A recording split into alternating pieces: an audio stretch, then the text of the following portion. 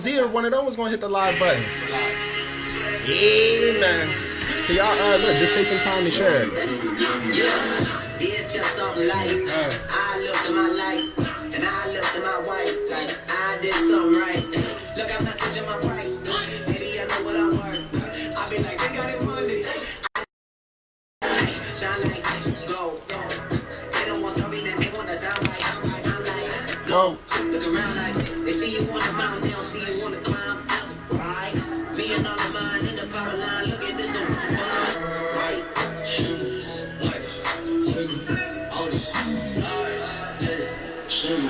I had to grow up.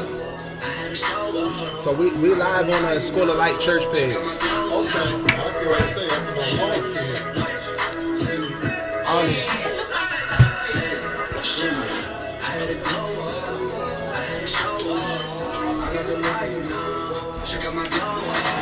Alright, we good? Y'all shared it to y'all page? Yeah. Alright. You share, Jamal? Yeah, I got it.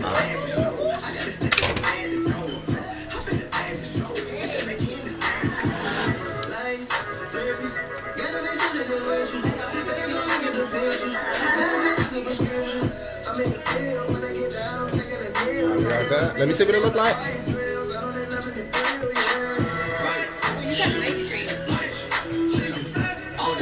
You look good.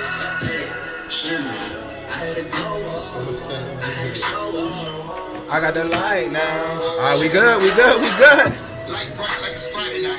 Might kneel like I'm camping it. Line of sight like it's itemized. Real fake with no asterism. Light band like a Mercedes. Mr. Johnson's the birthday. In a white tux. Nah, I don't like to hear it myself. Take it off then. It doesn't matter. Yeah. That boy, the echo, right? If you notice, I always tell me the feedback monitors turn me down in here. I got you. Listen, what's good, everybody? What's good? We got another episode, and guess what we got? The Light Talk Podcast. Heavy though. Listen, for those who don't know, this is a podcast where we let our light shine. You know, we living in dark times. There's many things going on, but you could come tune in with us. Tonight, we're going to let our light shine. Make sure you guys tune in. So, listen, we got something special. If you haven't checked out last week, make sure you do so because we was talking about fathers. It was crazy. So, tonight is a special requested kind of podcast, an episode today. Last week, they loved it so much that they said, we want y'all to bring the fathers back on. Amen. So, guess what, man? This is a audience request right here. So, all right. So, boom. So, to my left, let me introduce y'all in. We got my brother right here, Apostle Christian. Yes, sir. What's good, man? Tom, what's up? What's going on, everybody? Shout out the kids too. Let's get that going too. The kids was liking that. All right. Well, shout out to Elijah, Justice, Keone, Xavion, and Shamara. All right. Amen. My little tribe of Judah. So listen, that's good. So you guys already know it's me, Matthew, aka Mr. Squirrely. I got that name since day one, since the first episode. But I shout out my kids too. Shout out to Dallas, Emmanuel, and little Emily. So to my right of me, I have Christina. What's up? Christina. They like, hold up. Why is she on here with the fathers? Listen, Right. let's talk about that right quick. That's because you representing. I am. Who you representing? I'm representing Gabe and Jade today. With Oh, the single shoot. mothers. The single on, mothers. yeah. Listen, we got to talk Okay. about that. Yeah. We got to talk about that. Yes. Listen, to my other right, we got my brother Jamal. What's good, Jamal? Jay Cruz. What up? What's good? Man of AKA many trades. 60 Yo, tonight. this 3 weeks in a row. You I'm might putting listen. in the You cash. might see him Wakanda'd out today, and you might see him selling property the next day. And another one. Gotta love it. Listen, to my far right, we got another special guest. I'm sure you heard him. Listen, if you know Soul Church, you know this man right here. Shout out to the pastor, the apostle. I call him PJ. Shout out to Jeff Lewis. What's up, everybody? How y'all doing? Listen, Shout man, out how to you my feeling kids. today? I'm doing great. All I'm right. doing great, man. Shout out to my kids, Jeff and Brianna. Then my grandkids, AJ and Aiden. So I'm doing great, man. I'm glad to be here with you guys. Listen, I'm glad you All came. this young blood in the room. Exactly. That's why we bring you today. Listen, we need some old good wisdom. Not the old. Let me take that out. But we need some good old wisdom. Some good old. Not no old good, but good old wisdom season. today. They call it season. Season. There we go. That's an offensive word. Fermented. I got you. Fermented. You said fermented. I like that. But listen, I love the fact that you keeping everything safe. I love the fact that listen, I love everything you're doing. So let's just shout out the church, the ministry that God has called you over. Shout out the Keys to Life Healthy Church, man. So if you're watching, stay in tuned as well. Thank you. Yeah, you guys stay on because y'all know I love this guy. Love all these guys in here. But Matt and Jamal, they have a real special place in my life and in my heart. Just two great guys that I had a chance to spend a few years with that are doing some phenomenal things on behalf of the kingdom. And when I go looking for the next crib, I know who to call. That's right. That's right. So listen, we can't forget about the audience, right? That's right. We can't forget about hold up. We got two different audience. We got a live audience. Go ahead, Jamal. Shout out the live audience, Jamal. ZZ, Mima, ZZ and Lily. We got a live audience. Come on. All right, Sister Soldier. Who we got online, Christina? We have Moses Griffin. Mo Griff. Mo. We have Shout my out to you. sister Octavia. Shout out Octavia. We have Regina. Sister Gigi. Lady Ryan, what's good with you? And then, Jazzy. You got Jazz. And I think that's it so far. Now we got That's on mine. Now We we got got more. more. Jamaican Who Queen. else we got? If y'all starting a watch party, if y'all know other people, Yes, give them a sir. shout out. Go Oh, ahead, well, who you got? let me shout out my watch party. Shout out to Apostle Karen of Faith Fellowship Church in Glassboro, Come on. Curtis Stallings, Vicky Todd, Kiera, and my Aunt Missy, all the way in Florida. We appreciate the Missy. support. Missy, who you got over there? We got Miss Elise Grimes. So glad to see you. Nice to see you. We have. We got Marlene Coles. We got Alexis Lane, Linda Dixon. We got Tara Savior, Sophia Washington. We got plenty. John We got the whole Armstrong. congregation. A whole bunch of other folks. Okay. Shout out to everybody that's why he done brung the whole congregation with him. Application through. Yes. Listen, shout out to everybody that's watching. Listen, so let's get right into it. Before we talk about fatherhood, today is a special day. I guess we could consider it a holiday, but it's a very special day that I realize a lot of people are not really aware of. And I confess to it's not much I know about it either. But today is, what is today, my brother? To the left.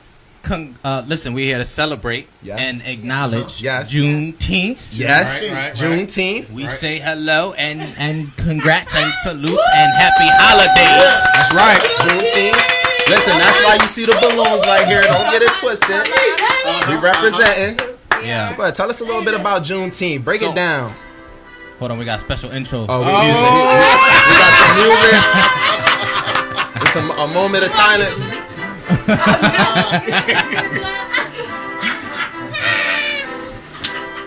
Hey, Kimmy, Kelly, hanging there with us. All right, so back in 1865, on this day in the year 1865, that marks the date of when American slavery was effectively outlawed in the United States territories. Amen. Yeah, that was 2 years after Lincoln had signed the Emancipation Proclamation. Right?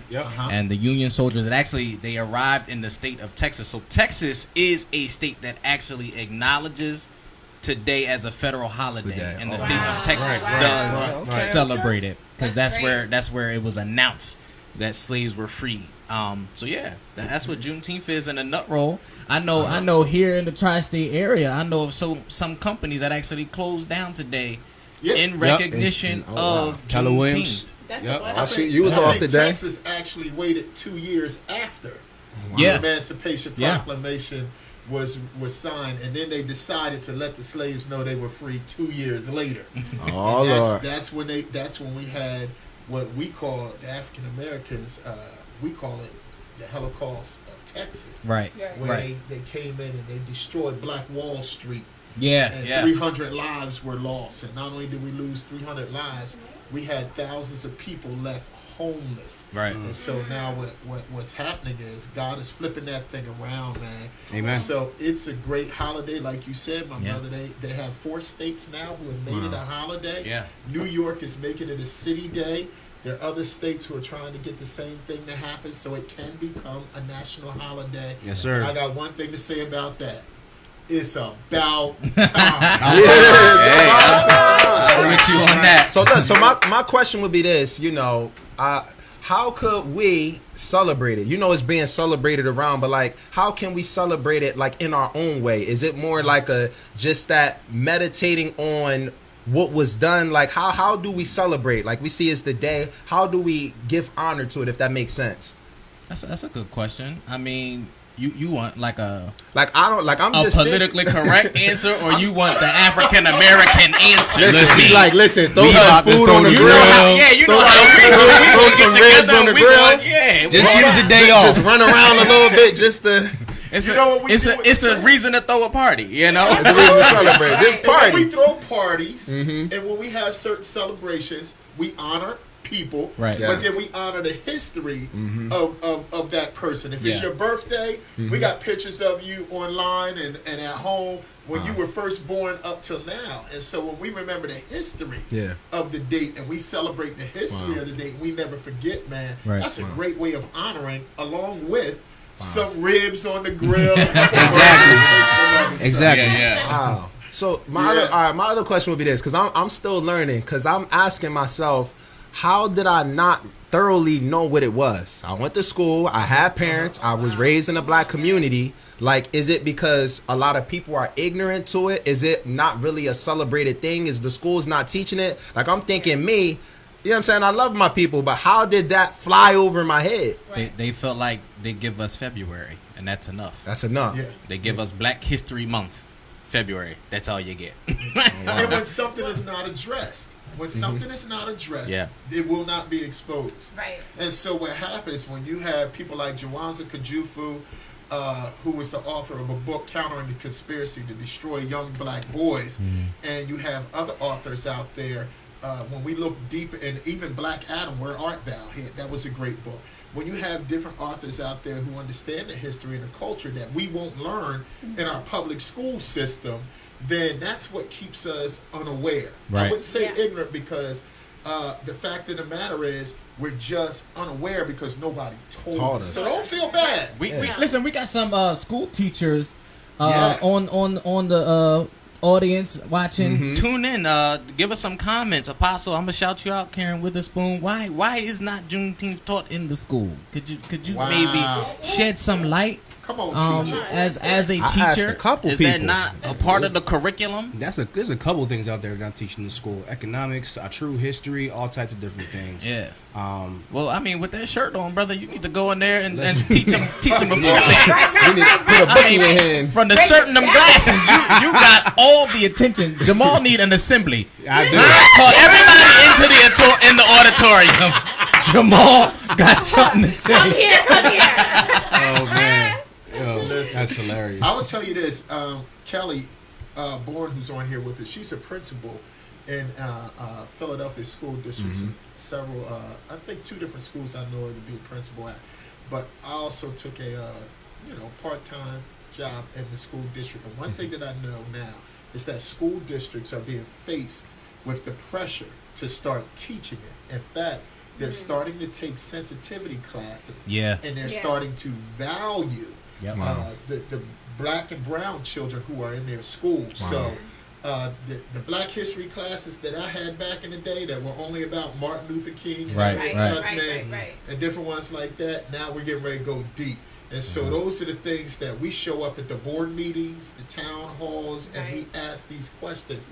What are our children learning about history? Because if we stick, and I'm not racist, but if we stick with a European history, we'll never know our history.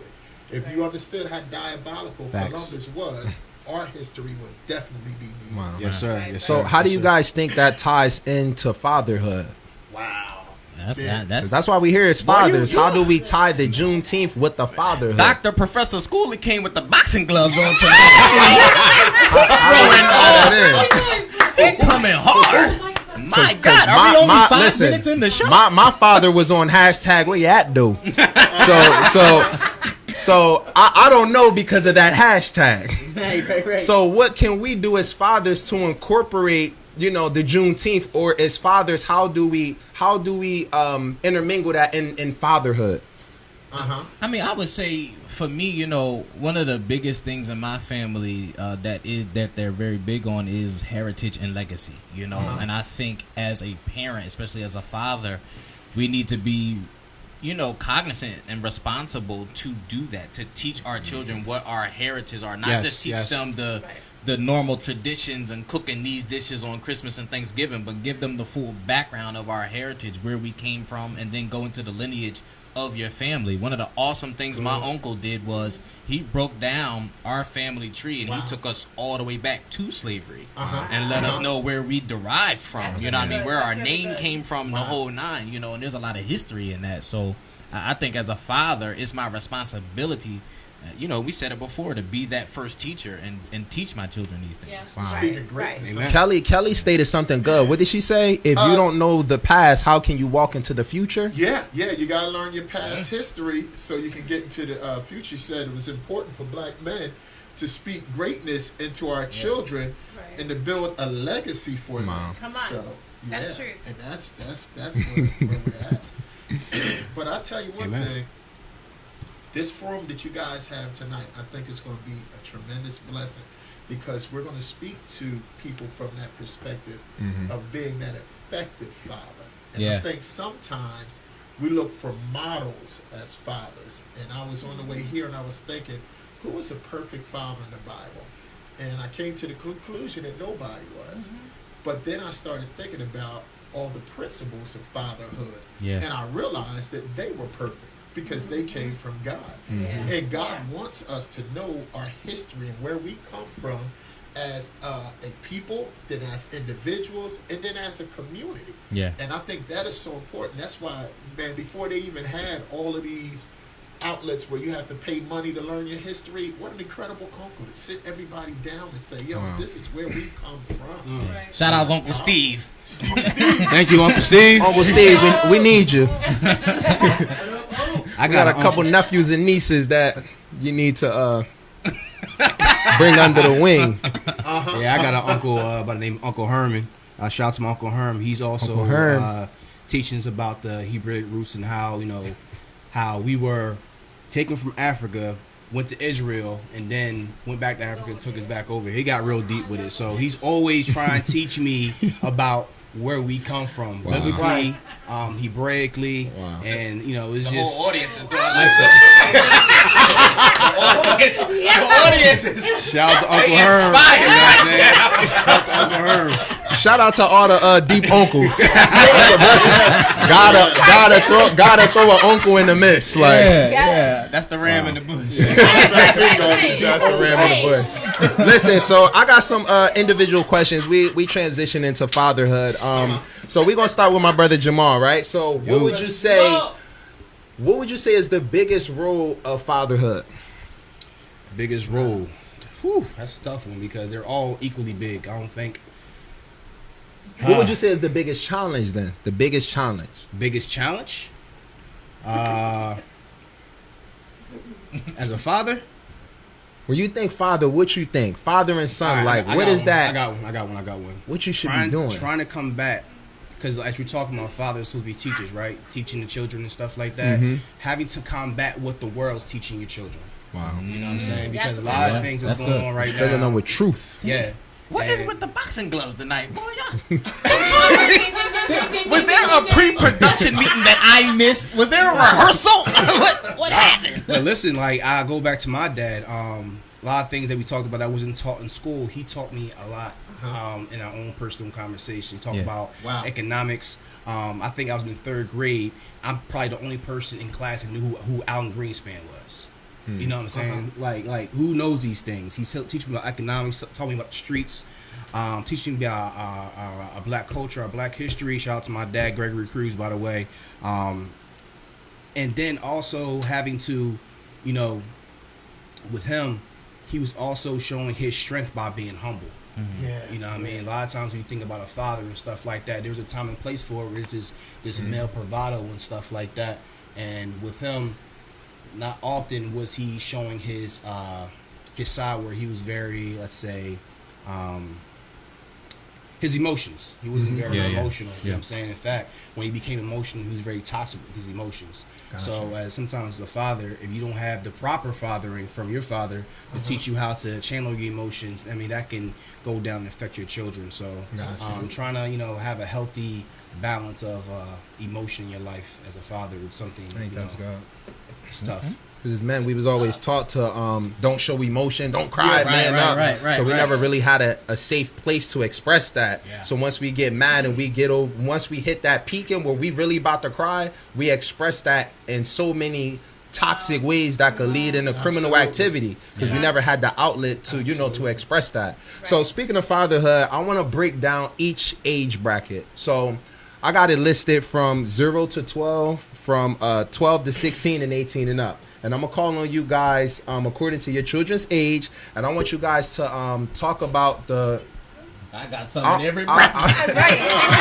So because I want to break it up a little bit. I want you to talk about like the pros and the cons, because there's the good in it, and then there's the challenge aspect. So I want to start with Christian. So you got 0 to 12 years old. Okay.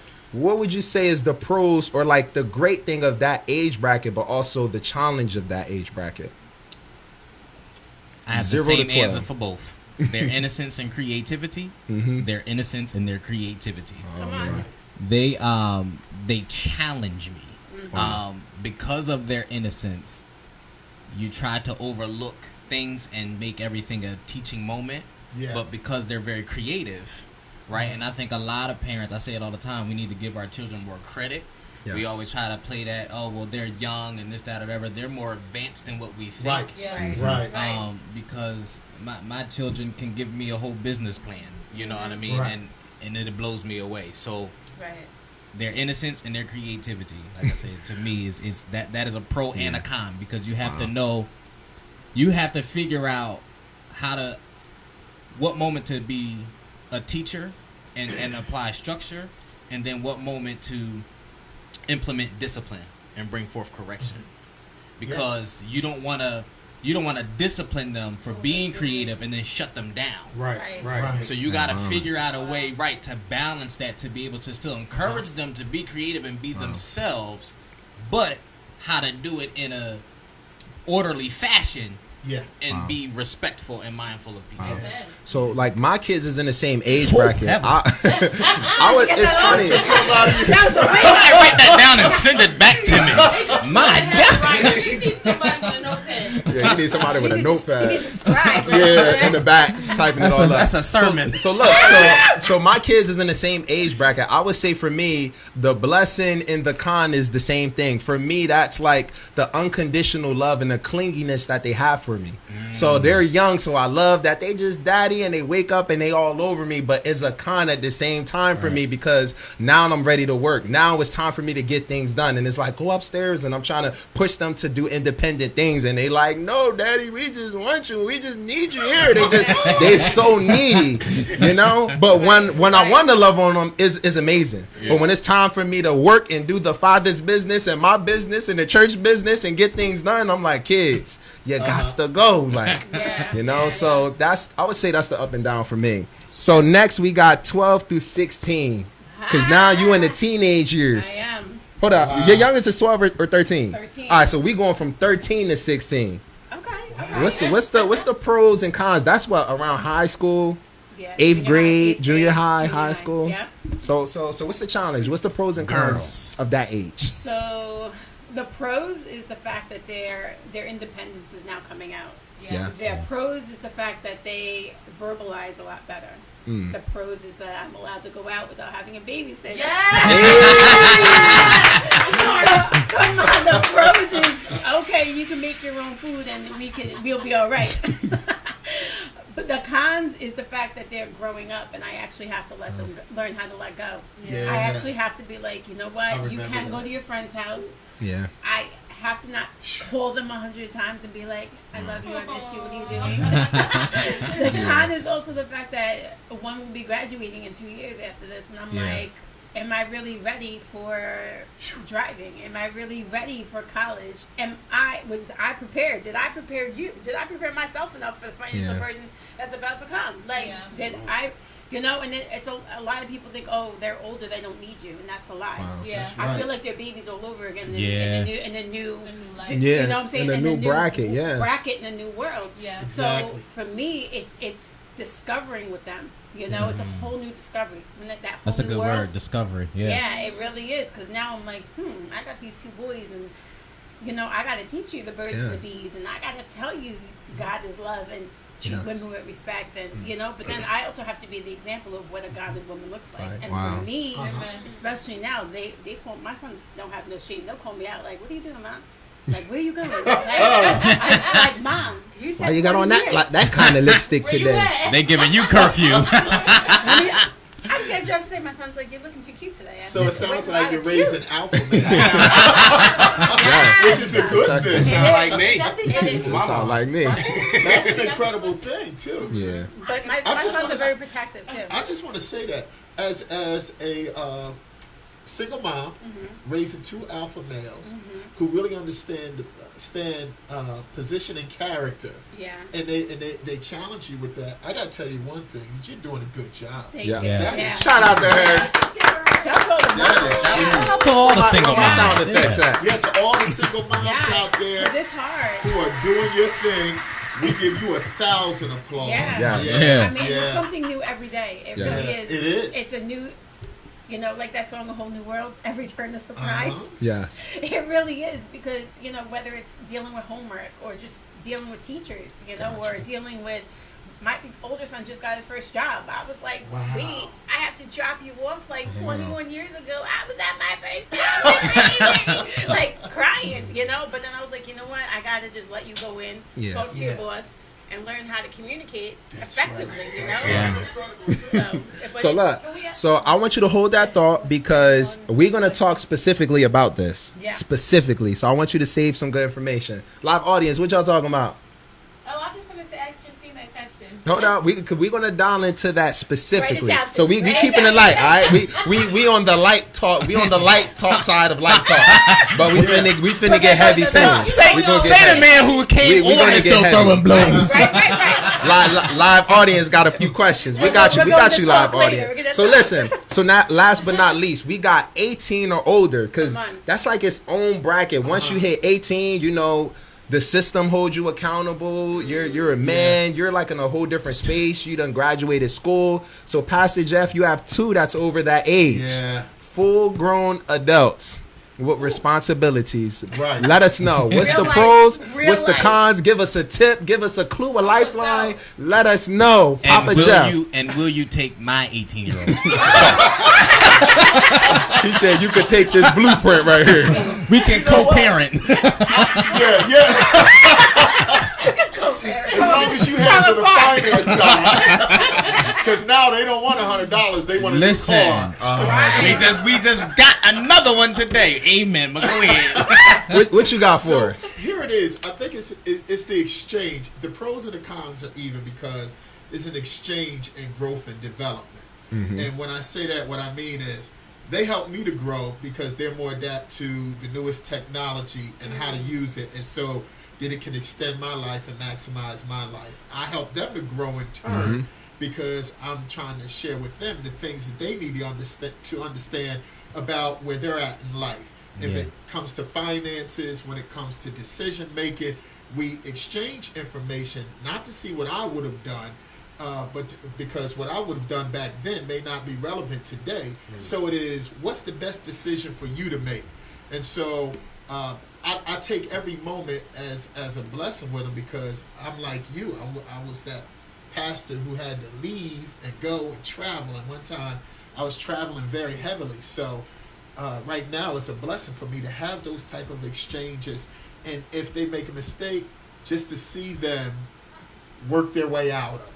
see them work their way out. So it's the exchange and growth and development. It's even for me to exchange that. Yeah. So we do have our moments when I say, remember, I'm your dad. Yeah, they forget now. But let's dial in. You said you talked about, traveling because the ministry and things like that. So let's dial in on that a little bit. What would you say is some of the biggest challenges, not just being a father, but being a pastor? That's the same thing like a shepherd. So you're not just responsible for your own, you're responsible for many people. Right. And the kids sometimes, oh, daddy, you've been here all the time. So like, what is the challenges that you would say?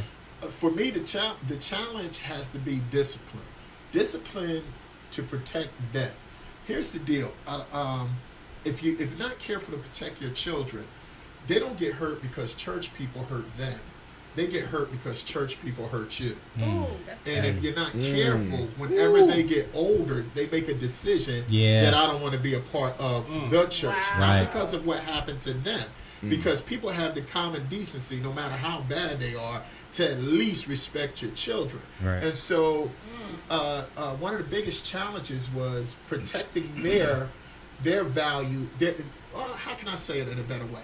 Protecting their perception and the value of the body of Christ. Come on. Because if that goes whack and gets out of control, then they don't want to have nothing to do with the church, which in turn can poison their heart against God because they believe what we say. God can do all things while only protecting my mommy and my daddy. Wow. And so making sure that I'm available to make that happen and being very transparent with them, right, wrong, or indifferent, is very key. I would get off the airplane and the first thing I did was go home. I would come home from work, go home. I didn't go to certain functions that my job was providing. I wanted to be home because I wanted them to know that they had major value in my life. And I very rarely worked overtime because I wanted them to see they had value. So like even for yourself or other pastors, would you say like there's pressure that come with being a father and being in ministry? Because I asked that question because make sure you put the mic up because you're talking some good talk. Okay, I'm sorry. So like they would judge your children, right? And they would judge you according to your children's actions. But as fathers, they're older and we have to give them room to grow and things like that. But they look at your kids like, well, they doing this and they doing that. And it's almost like they try to judge you as a father or pastors in general. So do you feel like that comes with a lot of pressure? That, you know what? I wouldn't call it pressure. I would call it pain.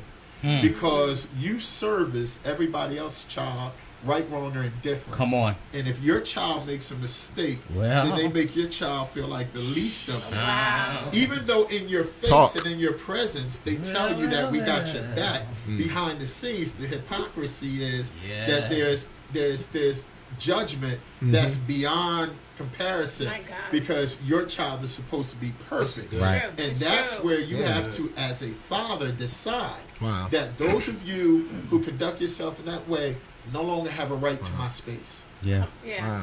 So to open it up to all of us, do you guys think let me clarify that. I just felt. Go ahead. You no longer have a right to my space after my counseling of you, after my sharing the word with you and ministering to you.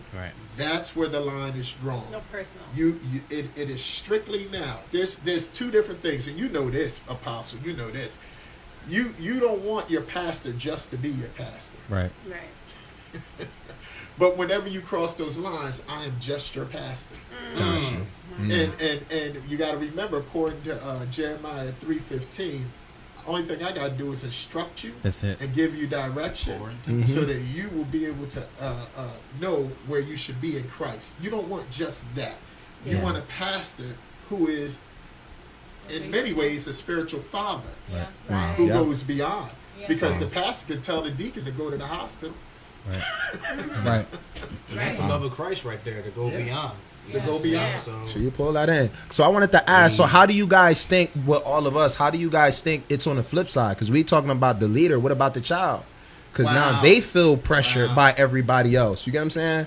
Make sure you wear the suit and tie and all that. Like I seen a video online, right? And this young kid was molly-whopping on stage and he was dancing and saw that video. And he was hip. And I think one of the leaders in the back looked at him and gave him that eye, and they shut him smooth down. But you get what I'm saying? So the kid is in a world where he want to just express himself, but now because of the standard of where he is, it's like he can't even be him. Yeah. So what do you guys think about that? Just the pressures that comes with the children of men of God. I mean, I can talk from being a PK. Wow. Okay. Because I was never a PK. I need to hear this one. A PK. First of all, it was already enough preacher's kid, pastor's kid. It was already enough pressure in the home.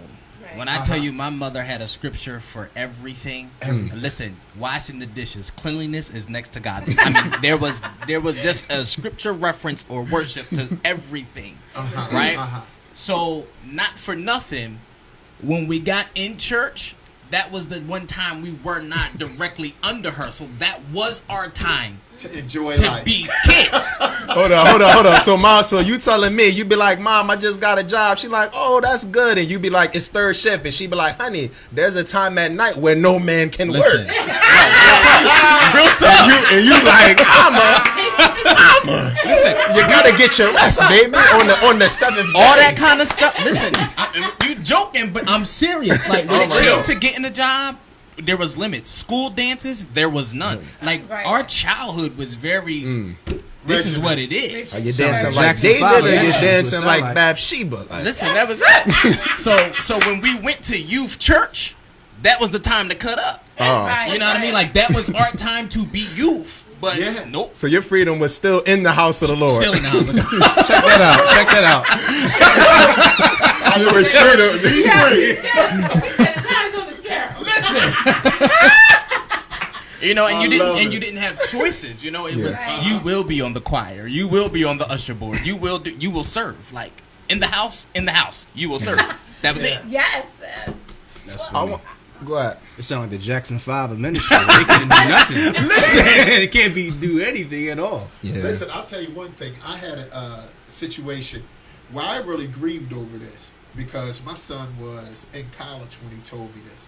He said, Dad, remember when I wanted to play football? I said, yeah, you played. He said, yeah, but I quit because every time I turned around on Wednesday night, we have Bible study. And I was like, okay, well, what does that have to do with me? I don't want nobody strange bringing me home, so I quit. And that hit me because one of my main goals was to make sure that I didn't stifle their dreams and visions. Yeah. And that's what happened. But I came up like you. My mom she wasn't a pastor's wife, but I'm telling you right now, when I was growing up, Sunday morning, Sunday afternoon, Sunday night, Tuesday night, Wednesday night. Oh my God. Get a break Thursday, Friday night, choir rehearsal Saturday, and right back again. So, because like as men of God, we want to raise up our kids in that way, especially when people's eyes is on us. And you said something, kid, and it always stuck with me. And if possible, we could you could share some things on that. You was talking about little Jeff Khalil, and you were saying how it came a time in his life where you were saying God was saying you kind of got to lift up and let God let God bring the people around. Like God is going to do it, but he's going to do it, but it may not be you. So how do you find the balance of that? How do you know when it's really time to like let go and let God? Because that's what I see when I see in that. You had to let go and let God. Yeah, that really is something I did with both of them, Brianna and Jeff. But one of the things that happened with Khalil is the Lord started showing me is that you're his father, your spiritual father, but what you cannot do, and I want y'all to hear this, what you cannot do is cage the greatness I have in me. Wow. Right. Yep. And so what I had to do is start turning them over to certain people. It was a time when just so many great people that were around him, Apostle Chris Johnson, I can't even name all the names, you know, Jason Nelson, all these guys that take to them as soon as they get off the planes, they became my friends. I mean, their main thing was your son, because they saw something in him. It was my job to step back and steward what they released in his life when he had questions. When he was so devastated by ministry that he hid himself in college and didn't want anything to do with ministry. I think it was yourself, Moses, Robles, Kenny Scott, Darnell Parham, guys like that I just step back and just let you guys, show him that there still is integrity in the body of Christ. And so those things right there are places where we have to be sensitive. Even as your sons are growing up, sometimes we want to say, don't do it, but we got to let them. You got to let them know. That's so hard. You know how hard it was for him? I'm saying, where you going? And he tells me where he's going, and I'm like, oh. Right. And then I have to wait, and then he'll come back, and he'll tell me he encountered somebody, and they spoke to him, and it changed. Wow. And that's where you got to trust God. So that they don't become stuck. Listen, I'm going through that now. Yeah. With You got an an 18-year-old. Because look, I think about that. God bring different people in your life to accomplish different things. As a father, especially a protective one, we want to impart, we want to give them all. Yeah. But there comes a time where we've done all that we can do, and we just have to stand and believe God. Like, you get what I'm saying? Yeah. Now, I want to pose this question to Jamal and Christina, get y'all back in the ring. Who are people outside of your natural father that kind of benefited you? I mean, whether you want to shout them out, or who is somebody outside of your natural parents that God might have brought in your life to help you with a skill set, whether it was spiritually or naturally, outside of, your biological fathers? Okay, so you got it. Jamal, like, you talking about Uncle Willie? What about Uncle Willie? Jamal getting in touch with Jamal getting in touch with his abundance. He like, what leaf on the tree should I pull? You got plenty. What you got, Christina? So for me, who helped you? Males in my life, it was my dad's oldest brother, my uncle. Wow. Okay. He was the first one in our family that was saved, but he was. When I tell you. He was, when you hugged him, you felt Jesus all over him. Yeah. Like, he was the extension of Jesus. When that song that says, "You're the only Jesus that someone will ever see," my uncle, when you looked at him, he just radiated Jesus. Wow. Like, that's before he died, and he was an extension for my kids, too. Because my kids' father died when they were babies. So, he was the only Jesus they ever knew. Wow. Like, my sons, think about him, and they're like, but... from me, male figures outside of my dad is my dad's brother. So what did he teach you? Like a skill set you still hold on till today? He taught me a lot of spiritual things. The biggest thing he taught me was to forgive. Yeah. To forgive? Wow. To forgive. Because he said to me, so when I was 17, my brother was 18, and my brother, he was 5 days out of graduation, and him and his best friends went out, and they got into a huge car accident. My brother went out the back windshield. His other friend went out the side windshield. And then his other friend got smacked. The way the car crumbled, his best friend died in the car accident. Oh, man. So I was like, I would write Dear God notes because I was angry. I was like, God, my brother's only 18. This could have been because my older brother's my only biological brother. So I was like, this could have been my brother, God. And God just gave me this peace and was like, and I was holding on to it. And God really revealed to me, who were you to hold on to that anger when my son died and took all that before you were even created? And I was 17, and I'm like,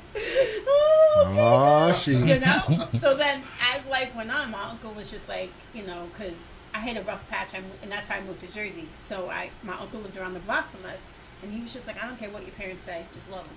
I don't care what your parents say, just forgive them. And I was like, but I'm these kids' mom, and I want to do it this way. And he's like, okay, well, you could do it your way, or you could do it God's way. That's good. And he was just so peaceful with it. You could just do it however you want. And I'm telling you that forgiveness is everything. And I'm just like, okay, Uncle Joe, But it was true. Wow. The more I learned how to forgive, the quicker I learned how to forgive. People to this day don't really understand. I literally could be mad 5 minutes later, it's done. Wow. I forgive, I forget, and I literally keep it moving. And people are like, there's no way, that's unhuman. I'm like, it took deliverance. Wow. So shout out to him. What about you, Jamali Marv? Look, did you pick the apple from the bunch? What's the question again? So the question.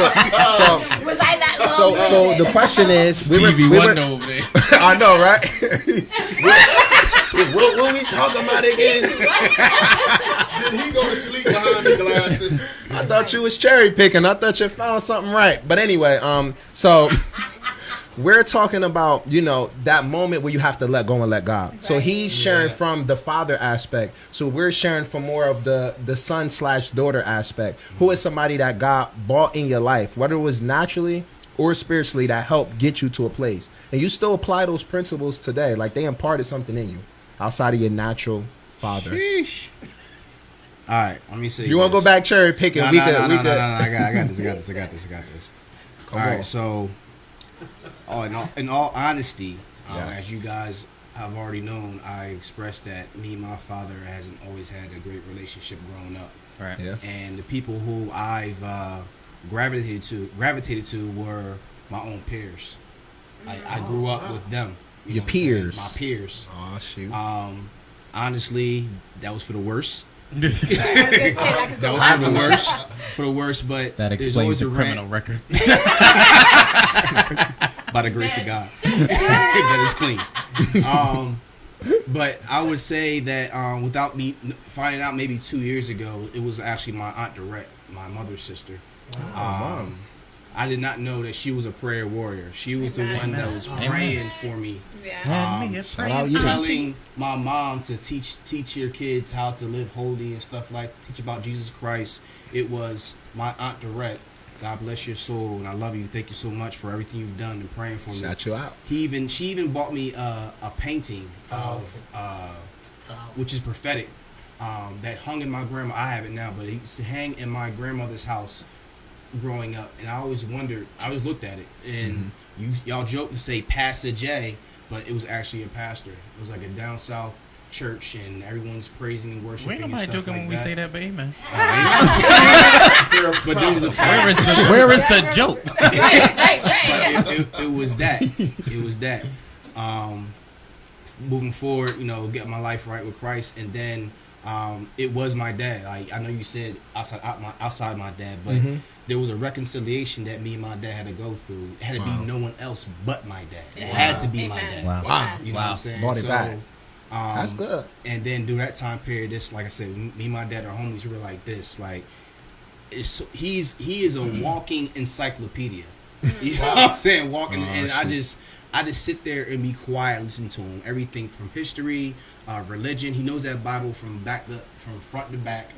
Economics, jobs, culture, how to carry myself in interviews. He taught me these things in my young adult ages. You know what I'm saying? Wow.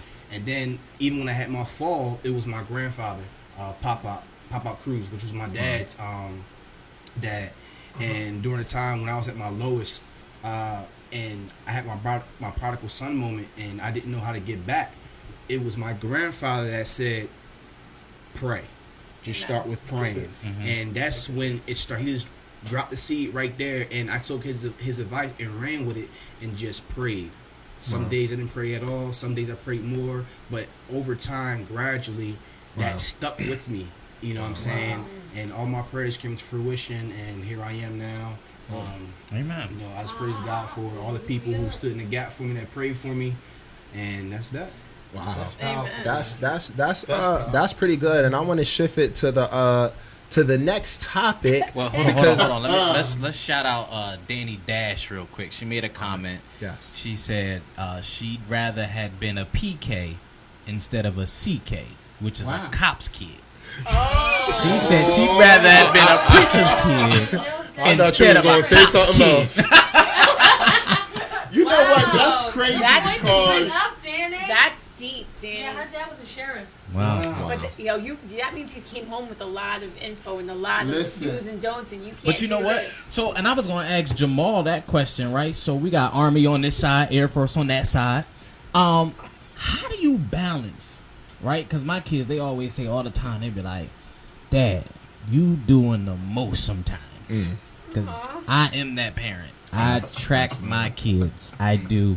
They have phones. They got jewelry with trackers on. I track my kids. Yes, I do.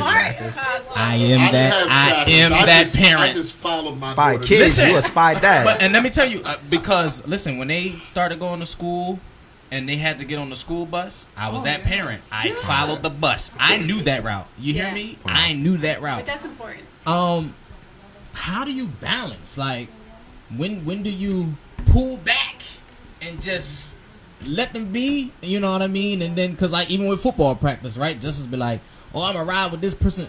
Who is that person? Exactly. Who is the mom, dad? I need driver's license number, license plate. Like, run it down, bro. How do you balance? Well, as you know, my relationship with Jasir is like a full-way relationship. You know what I'm saying? It's myself, his mom, obviously, his biological father, right. And, you know, his biological father's girlfriend. So, before me, I know for a fact Jasir was raised right.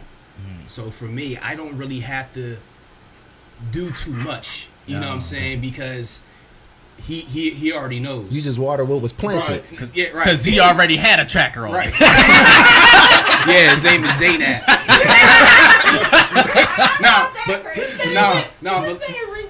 Yeah. But listen though. So with Jasir, I let him be him all the time. You know what I'm saying? I do not invade his space. I let him be him. In our relationship between me and him, I'm really just trying to establish trust. I don't want to seem like I'm being too intrusive and stuff like that. However, I know when to do it. Right. When I'm asking questions and he's just being one-worded with me. I'm like, why are you trying to end the conversation so quickly? Like, what's going on? How was school? You know what I'm saying? Like, who's this? Who's that girl? I heard that I heard you was talking to someone at 3 o'clock in the morning. What's going on? Yeah. You know what I'm saying? So 3 in the morning. He was praying with her. Young lady. I said, what? Who's that? I said, see, like, don't tell everything now. The young lady that says she would probably rather have been a preacher's kid instead of a cop's kid. Right. Listen, I had it both.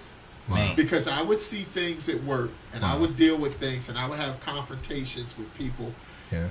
Let's just say criminals and different things of that nature. Right. And there was sometimes on the way to work, I had to change who I was. Mm-hmm. Right. I would literally pull over on the side of the road because I was more adept to making sure I was being the father I needed to be. There were some times, and I had a 45, 50-minute ride to work every day. On the way home, sometimes I had to pull over because I needed to really... You got to decompress. And change, because if not, the closer you live to home, it is documented facts that the closer an officer lives to home, the more likely their family will end up in shambles because they don't have the time to release a lot of things. So I strategically at one time, as much as I hated it, I worked the third shift so that my children and my wife would be at work when I was home resting. And then when I finally finish resting, when I get up, then they're coming home from school, then I would go get my wife. But the fact of the matter is, I had to know what it was to shift from being the father, the husband, the pastor, to the officer, to everything else. And sometimes you got to go to work, if you know what I mean. I'm just going to say it. You got to go to work. And there have been times where it's my life or your life. I got to go to work. And then you have to, and there have been plenty of times I've pulled over and just sat there and cried because I was like, God, I don't want this. I don't want this. But that was my livelihood, to take care of my children. But I had to make sure that I didn't bring that 0 to 100 rage. Real quick. Yeah. Wow. You're in the military, you know. Oh, yeah. Once the alarm is sounded, you go from, a 0 to 100 real quick, and that adrenaline. You know how many years it took me once I retired to come down? Right. It took me 3 years to really settle. To really settle because my entire career, almost 28 years of dealing with different things in law enforcement, it takes you time to just come down because you're always on edge, even in the malls. Like you said, all right, who's walking around me? What's that's me. And that's me. It's just not regular. But you have to have that balance. So So to that young lady, I want to tell you this: pray for your father. Pray for your father. Pray for him because of the simple fact that he will never share with you 80% of the encounters that he has, even when you become an adult. He will never share those things to you because of the detriment it will do to his psyche once he releases it. Some things need to stay locked away and only shared with a therapist or shared with a pastor or somebody that knows what they're doing. Yeah. Wow. So I'm looking at the time. Yeah. It's getting later. You get what I'm saying? And I thank God for this conversation. But before we go, I definitely would love to talk and give Christina the opportunity to talk about, you know, just single mothers. You know, even Christian, myself, we was raised in a house where, you know, our mothers. Oh, and Jamal too. Wow. So 3 of us. We was raised in a house where it was a single mother, and I could definitely identify to what Jamal said. Your peers begin to raise you. You get what I'm saying? Wow. And then you wonder why these young men act like that, because mother is home trying to work hard. And you get what I'm saying? I'm left to my own demise. A lot of these different things is self-taught, community taught, taught by the internet, music videos, rap videos. I'm learning from everything because we're young. We're receptive, so we're grabbing towards that. That's why as fathers, we have to impart and give them the direction, because they're going to go any direction if you don't point them into the right direction. Well, go ahead, sis. So what's up? What you got for us? So what's some of the biggest challenges? The one thing I can say before all that is when I was pregnant with my first son, my biggest prayer was, Lord, don't let anyone but me and you raise this child. Wow. And God has honored that. Because every job I've ever taken worked around my kid's schedule. I've never not brought my kids to school, picked them up, not been at practice, not been anywhere. Like, I am the end all be all when it comes to my kids. So for me, that's one of my biggest things. Like, because I don't just help raise my kids, but I have their friends too. I've raised their friends too, because a lot of their moms aren't around. So they're with me, and I'm mentoring. And that's how I started mentoring a lot of people in town, because I saw that there was a lack. Girls were leaving for school. Mom wasn't coming home till 11 o'clock at night, and they're wandering. Like, did you do your homework? Did you eat dinner? Like, did you do something today? Like, what are we doing? So for me, I would say my biggest challenge is just learning really how to adjust as they get older. You know, like really just being the mom that I am. My sons and I are like super close. Like when you said that your kids just don't let you go, my kids to this day like that. My sons are my right and left hand. Like everywhere I go, you see my sons. Like people are like, "Oh, you're Christina's son." Like they know my kids. They know them by you. Yeah. So my question would be, how do you unwind? Because I think about me, and you know that's the blessing of a unity. Is like, Matt, go get the kids. Like, Emma, I'm done for the day. I'm clocking out after breakfast. Like, you know what? I'm done, and it ain't even the afternoon. I done clocked out, but I have that help. So what would you say? Is it hard? Is God gives you the grace for it? Do you got to navigate? Like, how do you unwind from that? When they were younger, they went to bed. Like, I would lie to them and be like, "Oh, Jesus, is this you better confess on post or pre before salvation or after?" Like, so before they could tell time, I would be like, "Oh, it's dark out," and it'd be like 5 o'clock. I'd be like, "Oh, we gotta go to bed." So it's the winter time, right? But then when it was summer out, I would put they knew it was like 8 o'clock, so they learned the number 8 early. Oh, I'd put their clock ahead in their room. My God, I'd be like, "It's time for bed." I was like, but I always kept my kids like busy. My son my younger son's been playing soccer since he's been 2. He was on the team in New York. Yeah, I coached them until 3 years ago. I was their coaches, so I made sure my kids were always tired. To this day, they have to play a sport every single season and maintain grades and do everything. Why? Because you have too much energy. I don't want you to come home being like, "Mom." Yeah. Hi. How are you? How do you balance that? Hello, mother. But my sons are also good at their wanting their own time. So they've learned since they were young, like, okay, we're going to eat dinner, we're going to clean the house, you're going to take a shower, you're going to take a shower, we're going to, if there's homework, let's do homework. If not, you play a video game. But when, I don't go to bed until my kids are sleeping.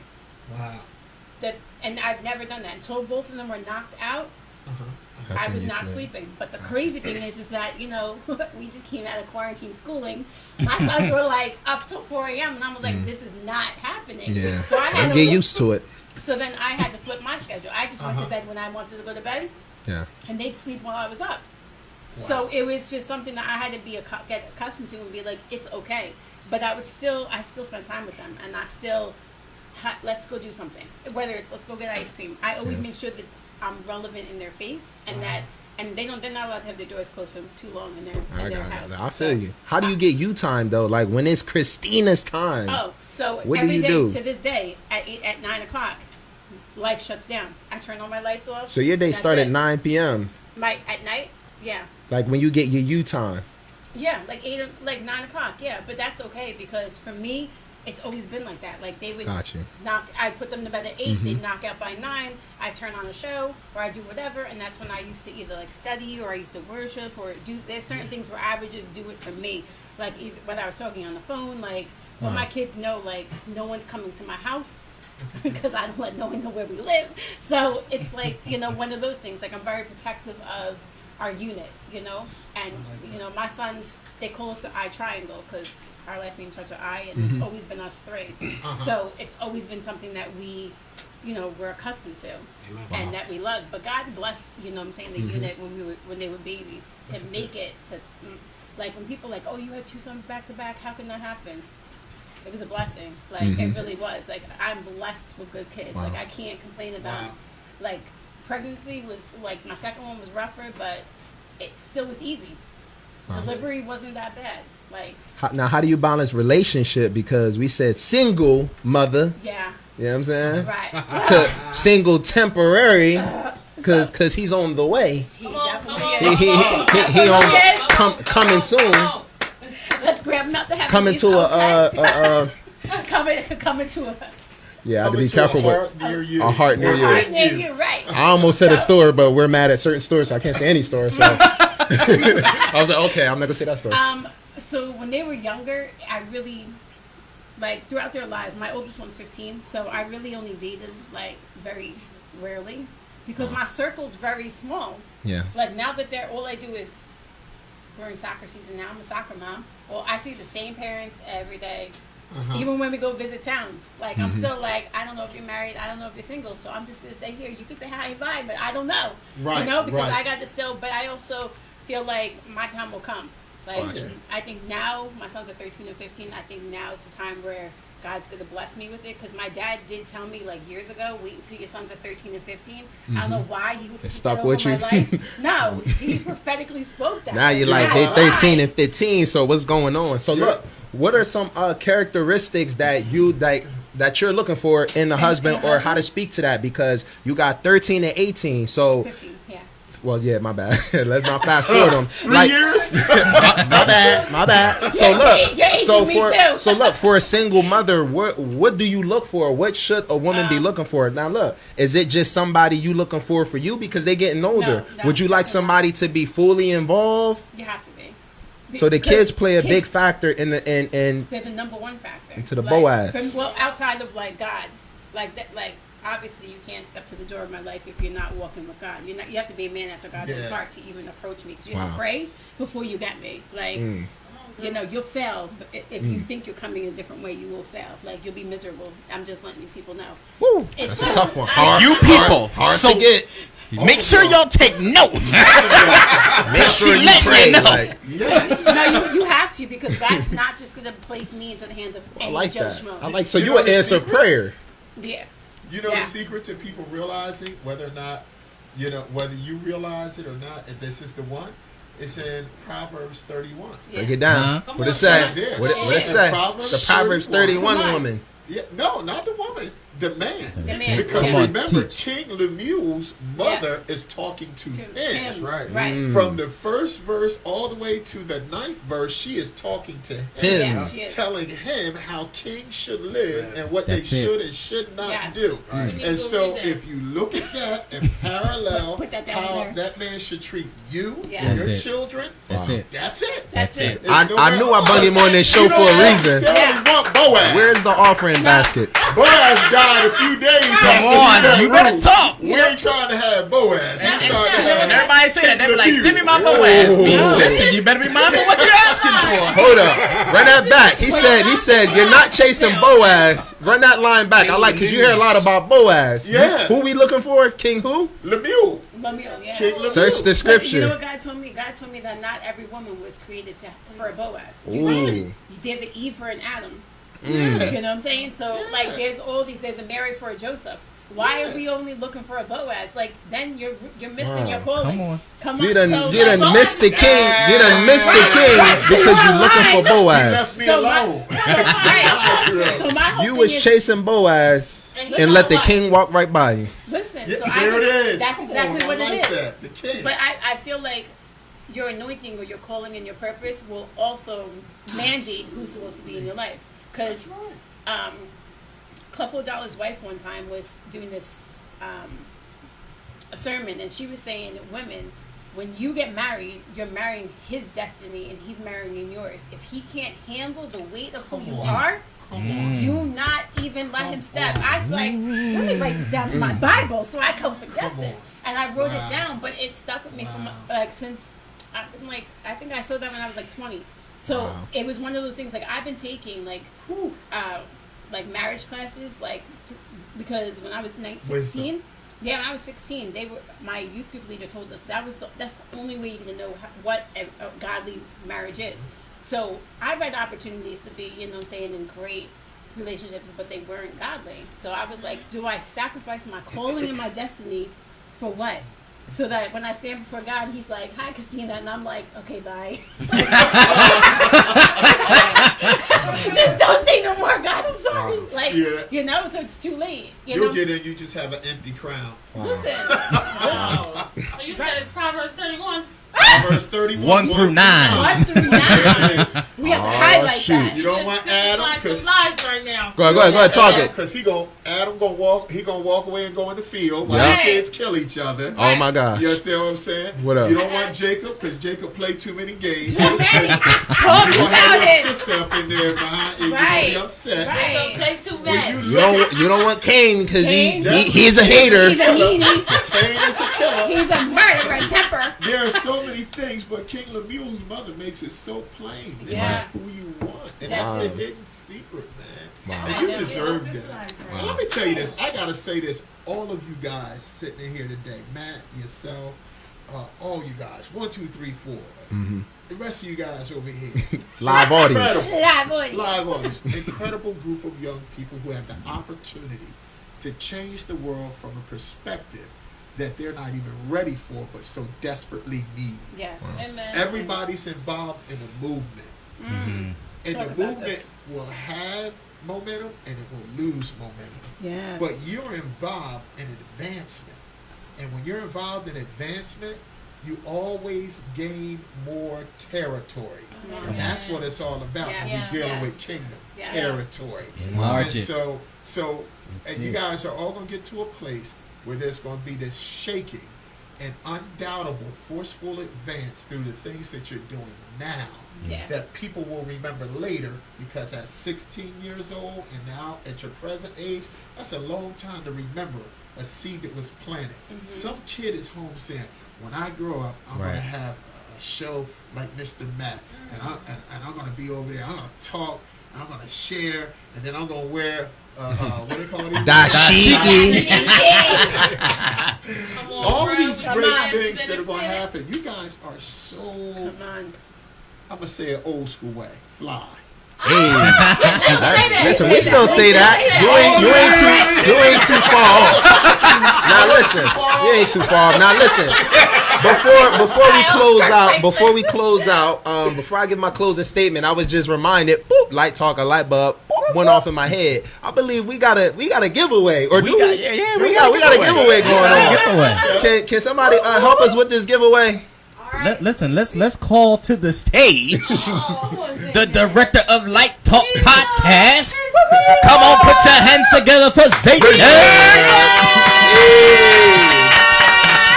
Coming to an episode next. So what we got? We got a little giveaway. A little giveaway. You guys see me? I think we see you clearly. Yeah, you look good. Yeah? All right. Okay. Go ahead. What we got? Because it's Father's Day. Give it a mic to talk into.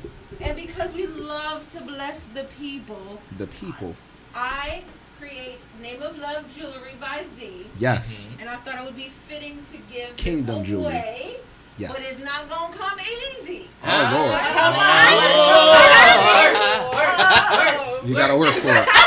You got to work for it a little bit. All right, so I got 2 questions. Two and questions. If you can answer these questions, you will receive this lovely gift here of 3 beaded bracelets. Okay? Does that come with delivery, shipping, handling? All right. How did they get? Is it pickup? So Pickup only? Curbside pickup. Curbside. I'm not on the show. No, you all right. You all right. All right. Just relax. Come Come on. Right, so if you answer it correctly and you're not in New Jersey, obviously I will ship to you. So Make sure you put that mic to her. Is mic? I sound pretty loud. Can you guys hear me? We hear you. I hear you. Now we hear you. Okay. Now we hear you. So the first question is, who was the perfect father that Pastor Jeff mentioned in the Bible? We this is trivia on who was listening. Okay. Who was the perfect father that Pastor Jeff mentioned in the Bible? That's the first question. This is for the audience. And this is the second You better one. type it, audience. Okay.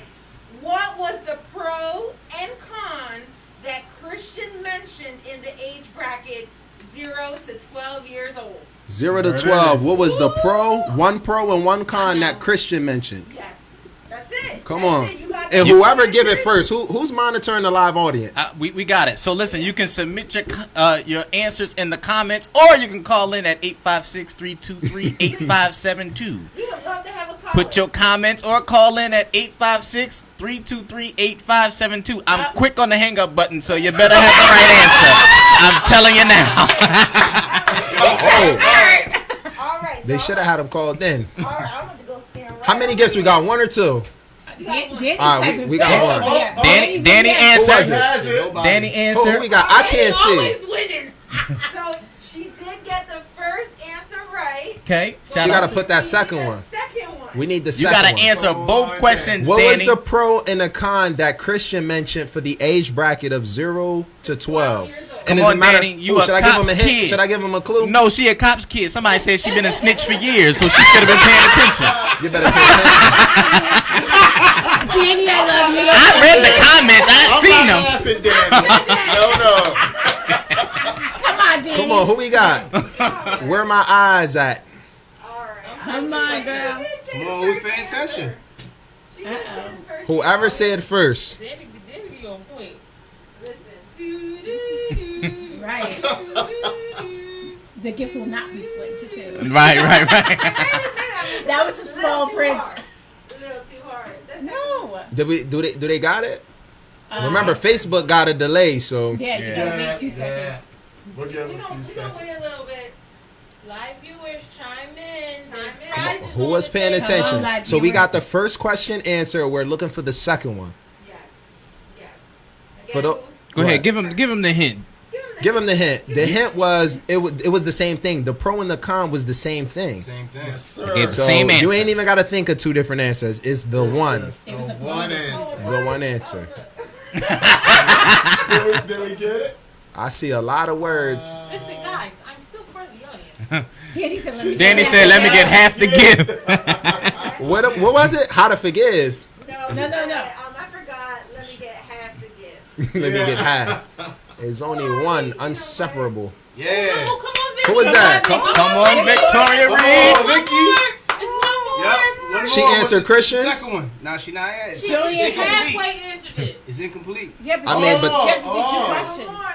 So what she need? The first one? Did she answer the first one? She answered the second There one. was two. But She there was has two answered the words. second No, one. it's 2 questions. She didn't answer the. Yeah, but somebody already answered the yeah, first yeah, question though, yeah. so we'll But give she her. answered the second question because the first one was what? She Danny answered the said- second one. Yeah, Danny answered. All right, somebody just hit it.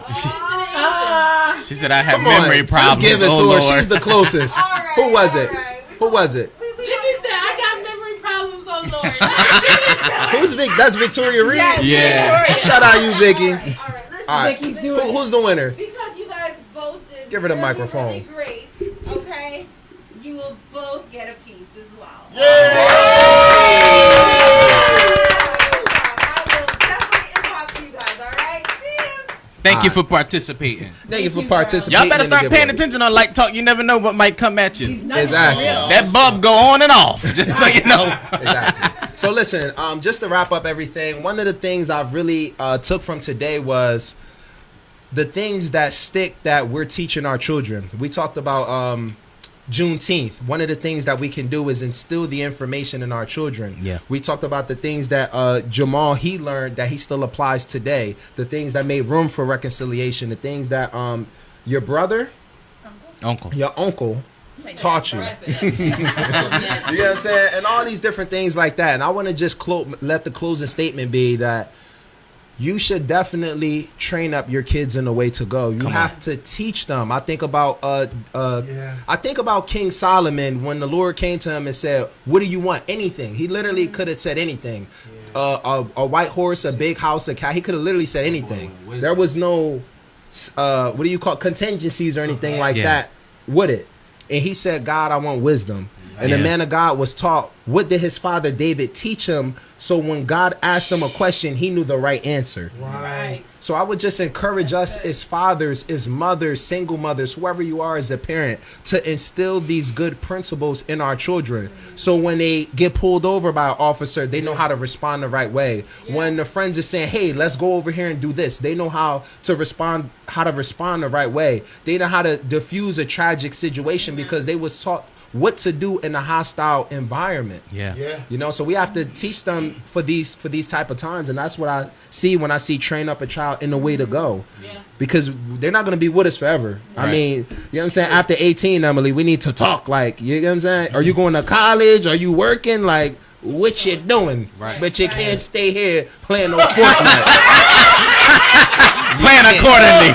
We need to put a game plan in place. You get what I'm saying? That's what I said until they got 18, and I was like, "Yeah, I give you a couple Got you. So what you got, Christian, to just fully close us out? You got a prayer, a word of encouragement, a last statement? You hit it. You hit it with Proverbs, man. Train up a child in the way that they should go. But I'm also go back to something that Christina said. Don't just train them, but be the example. Be that standard. Be that principle. Be that foundation. Don't just talk it, but live it. Be it. That's all I got. So listen, welcome to another episode again. We're closing out. You could catch us next week. You could catch the replay. We might be giving out something. You got to pay attention to what you're hearing. But listen, I want to shout out Pastor Jeff again for coming. We really appreciate it. Yes.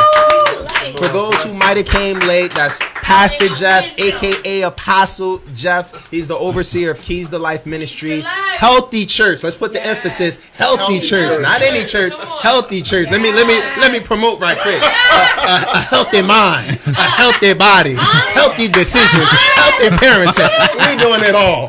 Your body ain't just as healthy. Refreshment, deliverance, all that. Go check out the Apostle. It's worth the time.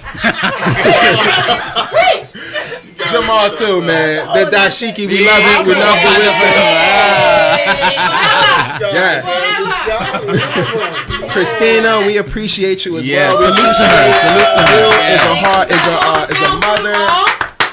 Listen, and not the Boaz is coming, but the King is coming soon. He's coming soon, and when he comes, we're going to have further discussions and testimonies. But until then, and I'll run his background. Be the best parent you can be. Listen, happy Father's Day to all the fathers. Enjoy your Happy Father's Day. Remember, gentlemen, all God wants is godly offspring. Hang in there. Come on. All right. And that's it. And that's Listen, we have a live audience. Hit the M button. Let's end with that. Bye.